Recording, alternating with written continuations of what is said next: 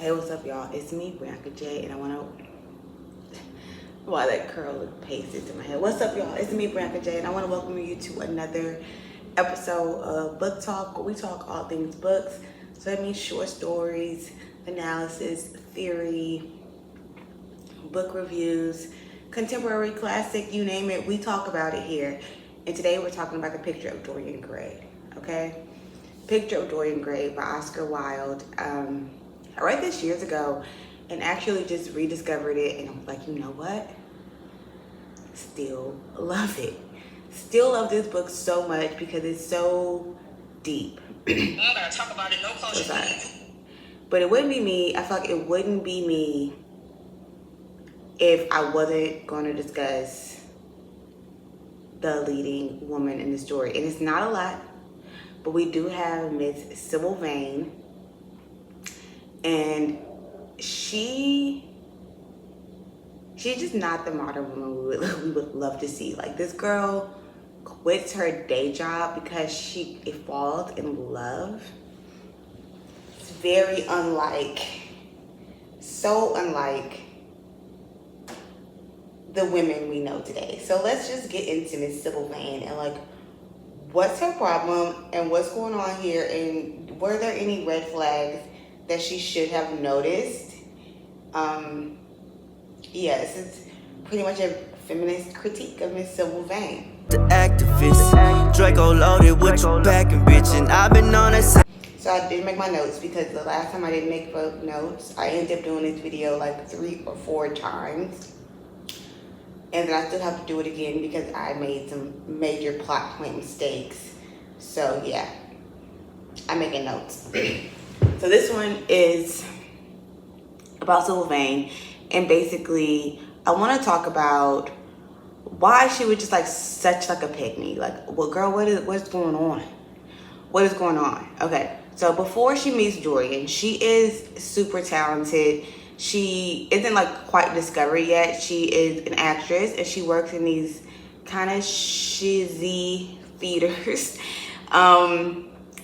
But she's described as, she was the loveliest thing I had ever seen in my life. The mere sight of her had made him forget all of Lord Henry's fascinating theories. So apparently she was so talented and so infatuating and captivating that Dorian, Mr. Toxic, was like, you know what? Maybe I can be like a decent person to this girl. Maybe I don't have to continue on being the absolute worst. That's a queen. That's a queen. But also, we are not in charge of changing a man. We never will be. And so, feels like you're losing before you start, right? Okay, but anyway, she's that talented. So she plays like all the iconic Shakespeare girls. Juliet, Rosalind, like she's her. She supports her whole family, and she works in these little shabby theaters, but like when she's on stage, everybody is like captivated as if they're on Broadway. Everybody knows that's the place to be. So she's like living her very best life. She doesn't have a man's approval. She's doing what needs to be done. She is our girl boss. Until she meets Mr. Dorian Gray, of course, because he's Dorian Gray. Okay, and like, he's given like, I'm not like other Victorian gentlemen. And he tells her immediately, like, Sybil, oh, she was so shy and so gentle. There was something of a child about her. Her eyes opened wide in exquisite wonder.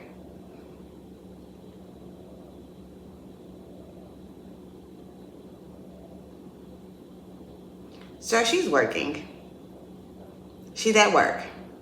It's like the guy who like overly hits on the bartender. Like, dude, let her do her job. Thank you. Thank you. Anyway, this unfortunately works on Sybil because Sybil is so naive and she immediately becomes the biggest pick-me, and yeah, she literally starts calling him like Prince Charming. She's like, oh, he's my Prince Charming. She's like, I don't care about acting anymore. I have you. What is pretending to be in love when you have real love? And she even says, before I knew you, acting was the one reality of my life. You taught me what reality really is. Girl, please know this man more than 5 minutes. Dorian's not even living in reality. Dorian doesn't even age. Like, you obviously don't know Dorian, and you haven't even done enough work around the community to let people that know Dorian let you know about Dorian, or you would not be. Girl, no. No. So then she goes on to stage. She wants to go on stage, but she does a new acting job, and she like bombs it. She bombs it. She's just not interested in playing Juliet and looking at Romeo and pretending to be in love with Romeo. She would rather be off stage living in this romantic affair with Dorian. Like, that's what she wants, because now she's experienced true love. This acting thing just isn't her dig anymore. She's like, I'm not into it anymore. Dorian's response is disgusting. He says, you have killed my love. You used to stir my imagination. Now you don't even stir my curiosity. You simply produce no effect. Excuse me, Dorian? Dorian, do you even have a talent? Like, I understand that I didn't do good at this particular play, this particular time. I was distracted by you. But do you even have a talent to which I can gauge you off of? No, you don't. Sit down. Disgusting. And then he says, without your art, you are nothing. He says, I would have made you famous, splendid, magnificent. Like, he says this to her. This is like super mean. This is some mean, nasty work. The audacity. So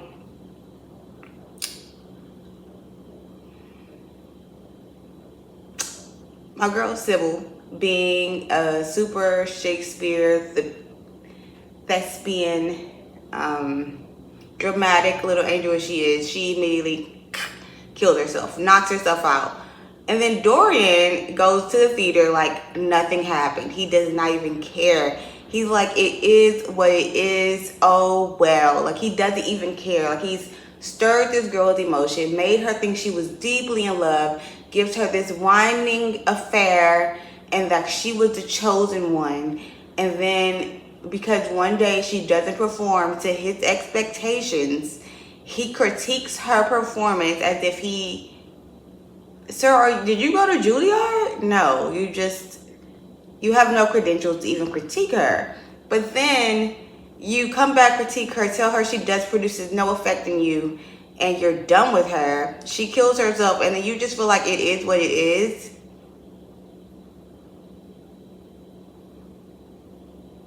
It's gross. Anyway, so let's think about some in modern terms. He's just like Mr. Red Flag. First, he's like, you're not like other girls. You're an artist. He tells her, I fell in love with you because of your talent.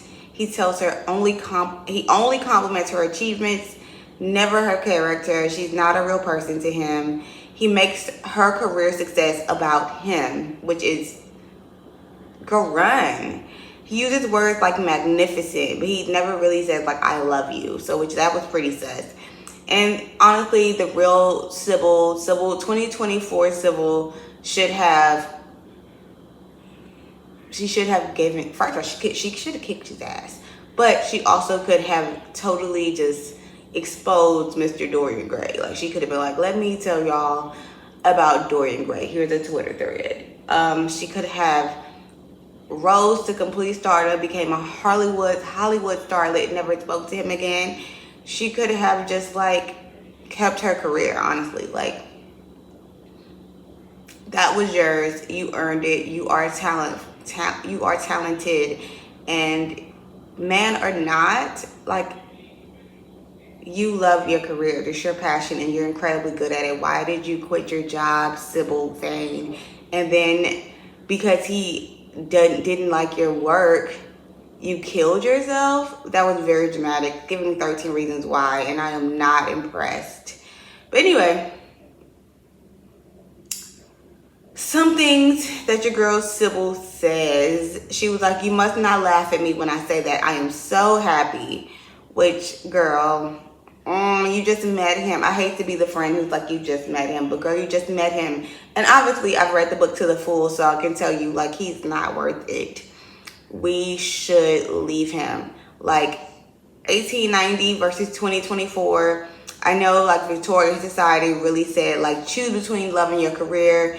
Men over professional fulfillment. Die if he dumps you or makes you feel sad in any way. But in 2024, we say, girl, build your empire. Date someone who matches your ambition and your talent if you can. And like, you could have turned that simple heartbreak into like a best-selling book, girl. We could have done better with that. So basically what happened, Sybil tanks her performance.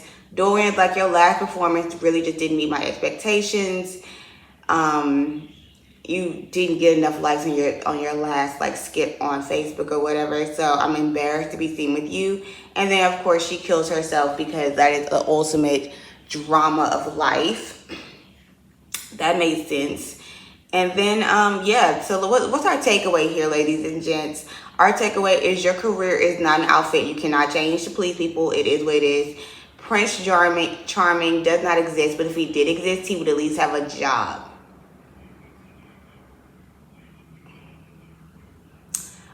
Anybody who only loves you for your performance or what you can do for them does not love you, and that is okay.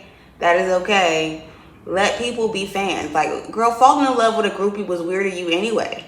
Sybil, he was a groupie. He came to watch you perform, and you should have left him at that, because ultimately letting people get too close to your light ruins the mystery for them.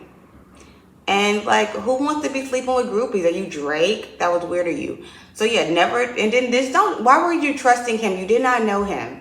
And why isn't he aging? You should have had questions. You should have had questions. Anyway, drop in the comments. Let me know what you think.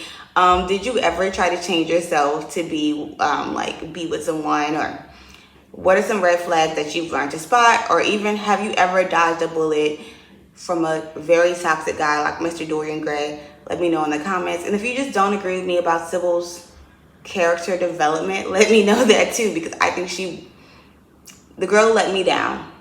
But that's just me. Anyway, this is Book Talk with Bianca J. Thank you for watching, and I will see you next time.